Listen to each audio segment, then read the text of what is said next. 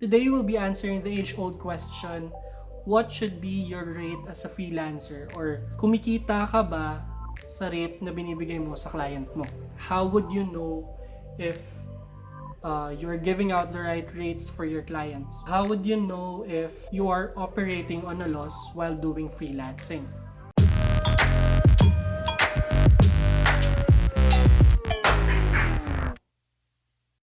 So habang nag-Facebook ako kanina, I stumbled upon a comment by Sir Jay Tablante which goes like this. And I thought, genius. Treat your business as a separate entity than yourself. Sabi ko,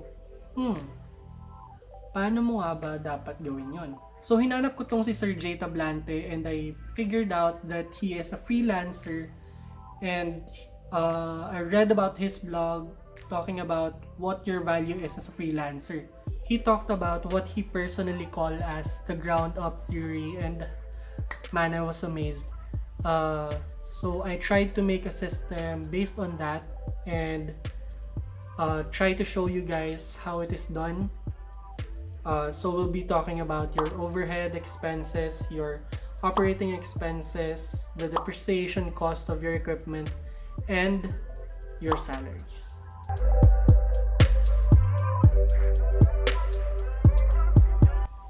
So ito yung ginawa kong system wherein you could do this even on a piece of paper. These are just a list of your expenses and how you compute for your client charge and your hourly rate. And by that, you'll be able to understand if you are operating on a loss or you're actually earning while freelancing.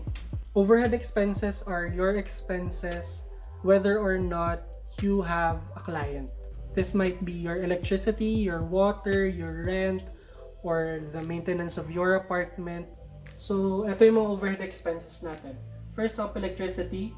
I might put 5,000. That's for a regular household. Water, on the other hand, siguro mga 500 na.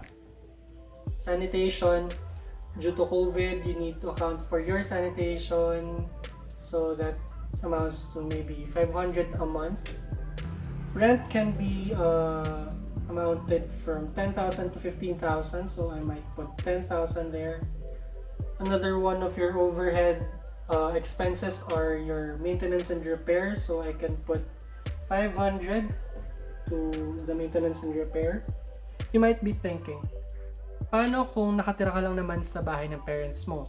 Or hindi ka naman nila pinagbabayad ng electricity, ng bills? Well, good for you. Pero as you grow as a freelancer, you would have to take account for this kind of stuff dahil eventually you would have to move out of your house and into a maybe a studio or an apartment that would fit for your freelancing needs. So by doing this, hindi mo na kailangan na isipin pa na ay kailangan ko taasan yung rate ko para mabayaran ko yung rent ko, yung electricity ko, or kailangan ko mabayaran yung for sanitation. Pero dahil ginawa mo na nga tong mga bagay na to before pa, hindi mo na kailangan baguhin yung rate mo biglaan. Next up is your operating expenses. So what are operating expenses? This might be office supplies. I might put 500 on office supplies. Your software. Like me as a video editor, I rent Adobe Premiere Pro. I have to pay for the software that I use. So I might put 2,000 there. Legal fees are those expenses that you use for licensing, especially when it comes to music. Sometimes you have to pay for music. So you have to take into consideration this kind of expenses. I just simply put 1,000 for the legal fees. Next is your transportation allowance. These are the expenses you make when you travel to meet a client or travel to go to a location where you have to shoot. Taking into consideration the gas I use, that's 5,000 per month. Ito yung part na medyo tricky. Salaries. When it comes to salaries, you have to take into consideration kung magkano ba yung deserve mong sahurin, or at least magkano ba yung gusto mong sahurin sa ginagawa mong trabaho. Personally, I put 15 to 20,000 for the salary, but for demonstration purposes, I'll put 12,000. That's the minimum wage for average Filipino workers. As you can see, nilagay ko rin dito yung typical benefits, which are SSS, PhilHealth, and Pag-ibig. On a regular job, usually employer mo yung nag-aasikaso ng mga benefits mo, which are the SSS, PhilHealth, and Pag-ibig. But since you're doing freelance, you should also take into account yung mga benefits na dapat nakukuha ng regular na employee. This is just an estimate, so I'll just put 500 on each. So 500 on SSS, 500 on PhilHealth, and 500 on Pag-ibig. Kanina nabanggit ko yung depreciation cost. Ano nga ba yung depreciation cost? Kunwari bumili ka ng camera para mag-shoot. Bumili ka ng Sony A7 III for 140,000. Gaano katagal mo ba magagamit yung Sony A7 III mo? Sabihin natin na 5 years bago ka mag-upgrade ng panibagong equipment. You have to take into consideration yung depreciation value ng Sony A7 III na binili mo. Para in 5 years, meron kang mapagkukuhanan ng pera para bumili ng panibagong equipment on par with your Sony A7 III. Lalagay natin dito ay equipment upgrade.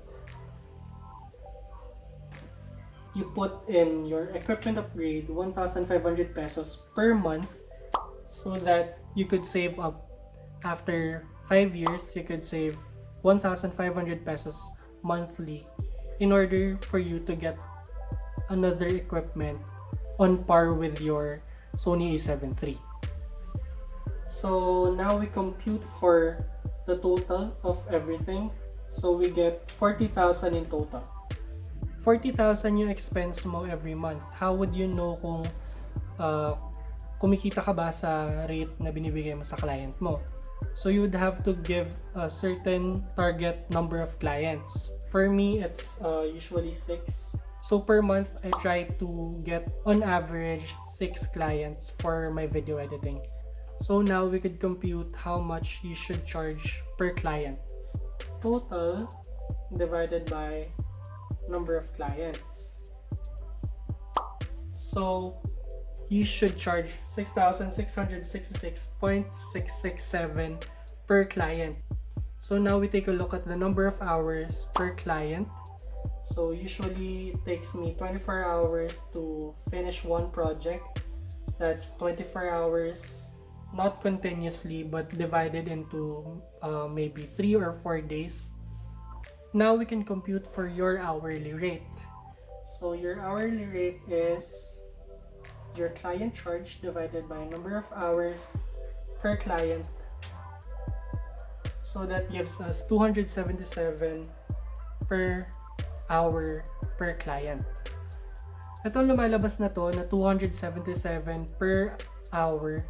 Based on my research, this is the average hourly rate of video editor with 1 to 4 years of experience. So that's it for the ground up theory. Basically, you have to consider your overhead, your operational costs, your salaries, and your depreciation cost. Some people might think na ang mahal-mahal naman mag-hire ng isang video editor, or ang mahal naman mag-hire ng isang photographer. Well, now you have your evidence. Based on your expenses, you would see na dapat ganito yung average na presyohan when it comes to building a project, when it comes to hiring a video editor, or when it comes to hiring a photographer. Para sa mga video editors na halimaw na at sobrang expert na sa kanilang craft, alam ko mababa pa to. Again, sinasabi ko, this is my work. This is my personal take on Sir Jay Tablante's ground up theory. So kung sa tingin nyo hindi nag-a-apply sa inyo yung ganitong klase ng sistema ng pag-alam ng rates, so okay lang yun.